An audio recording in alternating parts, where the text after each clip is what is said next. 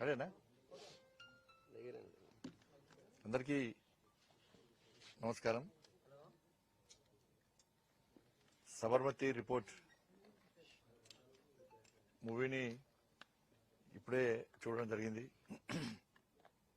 చాలా బ్రహ్మాండమైనటువంటి సినిమా.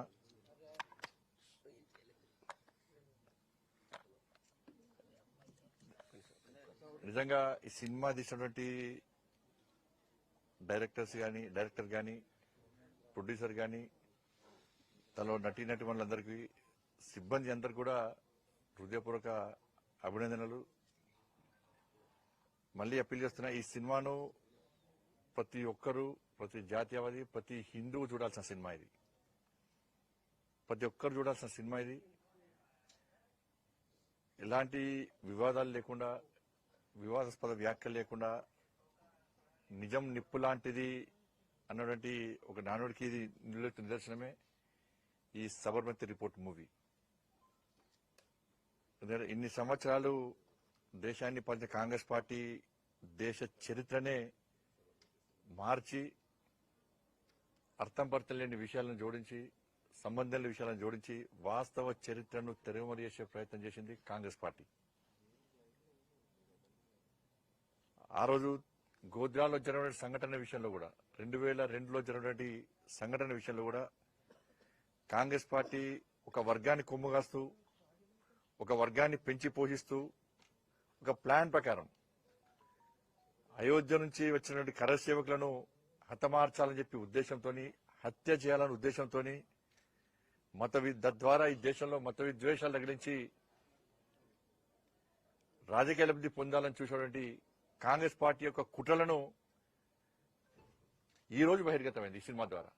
ఇన్ని రోజులు మేము ఏం చెప్పినా కూడా బీజేపీ వాళ్ళు గదే చెప్తారు, వాళ్ళకి అనుకూలంగా చెప్తారని చెప్పి చాలా మంది చాలా రకాలుగా వ్యాఖ్యలు చేశారు.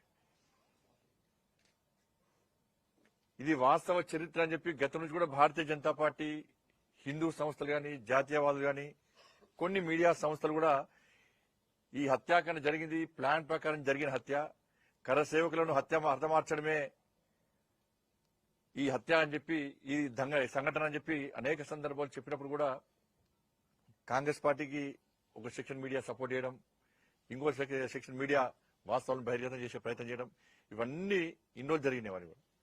కానీ ఇప్పుడు కూడా సమాజంలో కూడా జరిగిన విషయం ఏదో ఇప్పుడు కూడా తెలియదు చాలా మందికి.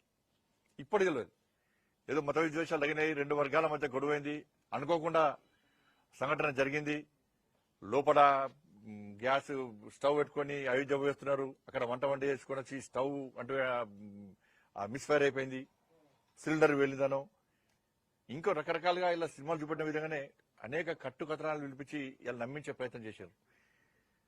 కానీ ఈరోజు ఈ సినిమా ద్వారా కనీసం ఇప్పటికైనా, ఇన్ని సంవత్సరాల తర్వాతనైనా వాస్తవ విషయం ఏందో ఇలా సమాజానికి చూపెట్టే ప్రయత్నం చేయడం నిజంగా చాలా గొప్ప విషయం. ఈ సినిమా కమర్షియల్ను డబ్బుల కోసమో, సెన్సేషనల్ కోసమో, వ్యాపార దృక్పథం తీసే సినిమాకి ఇది. జరిగిన వాస్తవ విషయాలను కళ్ళ కట్టినట్లుగా సమాజానికి చూపెట్టే ప్రయత్నమే ఈ సినిమా యొక్క ఉద్దేశం. కాబట్టి ఏంటంటే ఇప్పుడు కూడా సమాజం ఇవే పరిస్థితి. ఇప్పుడు కూడా కాంగ్రెస్ పార్టీ చరిత్రనే అది. కాంగ్రెస్ పార్టీ అగ్రనాయకులు ఏ విధంగా ప్లాన్ చేశారు, ఏ విధంగా మత విద్వేషాలు కలిగించే ప్రయత్నం చేశారు, ఏ విధంగా హిందువులను హతమార్చే ప్రయత్నం చేసినారో మనం చూస్తున్నాం. మనం దాంతోపాటు ఒక వర్గాన్ని కొమ్ముగాసే పార్టీలు కూడా ఇప్పటికున్నాయి. సరే, ఆ సినిమాలో ఏదో ఇండియా పాకిస్తాన్ మ్యాచ్ అయితే ఇండియా గెలిచే సంబరాలు చూపెట్టారు, సంతోషం. కానీ ఇప్పుడు కూడా ఇండియా పాకిస్తాన్ మ్యాచ్ అయితే పాకిస్తాన్ గెలిస్తే సంబరాలు చేసుకునే పరిస్థితి ఇప్పుడు కూడా అనేక ప్రాంతాలు ఇప్పుడు కూడా ఉంది. ఇప్పుడు కూడా అనేక ప్రాంతాలు బంగ్లాదేశ్ అని, మినీ బంగ్లాదేశ్ అని, మినీ పాకిస్తాన్ అని, మినీ ఆఫ్ఘనిస్తాన్ అని ఇప్పుడు కూడా అనేక ప్రాంతాలు కూడా ఉన్నాయంటే ఇదే కారణం.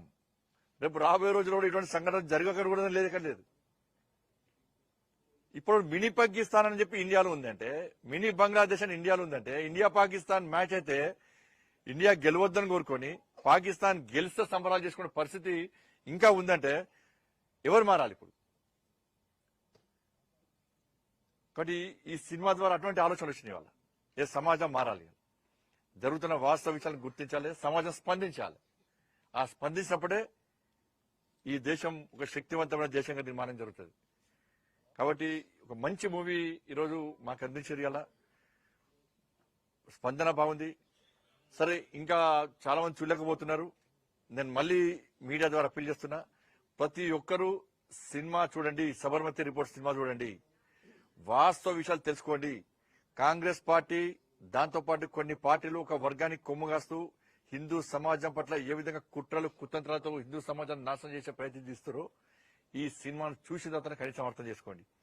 మేము ఇన్ని రోజులు చెప్పిన విషయాలు వాస్తవాలు చెప్పి సినిమా చూపెట్టేది వాళ్ళు.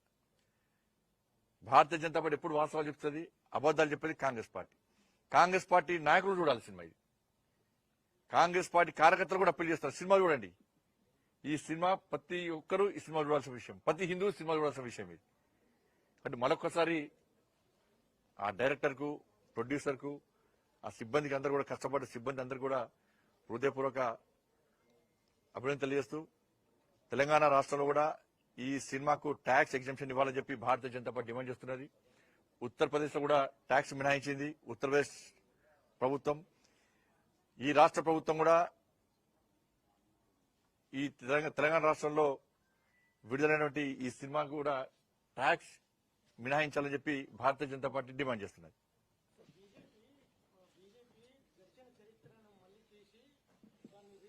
ఎస్, అంటే వాళ్ళు చరిత్రను తిరమరుగు చేసి లేని విషయాలను జోడించి తప్పుడు చరిత్రను చిత్రీకరిస్తే అదే చరిత్రను చూపట్టుడు మేము కూడా.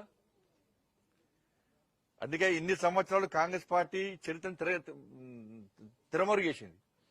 వాస్తవ చరిత్ర బయటకు వచ్చాక కాంగ్రెస్ పార్టీకి వశపడతలేదు. వాళ్ళ బయటికి తిరగలేని పరిస్థితి, బయటికి సమాధానం చెప్పుకోలేని పరిస్థితి. కాబట్టి వాస్తవ చరిత్రను నది చెప్తే నిజం నిప్పులాంటిది ఇవాళ కూడా బయటకు వస్తుంది. చాలా రోజులు బయటకు వచ్చింది. రాబోయే రోజుల్లో కూడా ఇంకా చరిత్రను, నేను ఇదే కాదు, ఈ విషయం కాదు, దేశ చరిత్ర విషయంలో, దేశ స్వాతంత్ర సమరం విషయంలో కానీ, దేశ చరిత్ర విషయంలో కానీ ఇలా కాంగ్రెస్ పార్టీ చరిత్రను తిరమరుగు చేసే ప్రయత్నం చేస్తున్నది.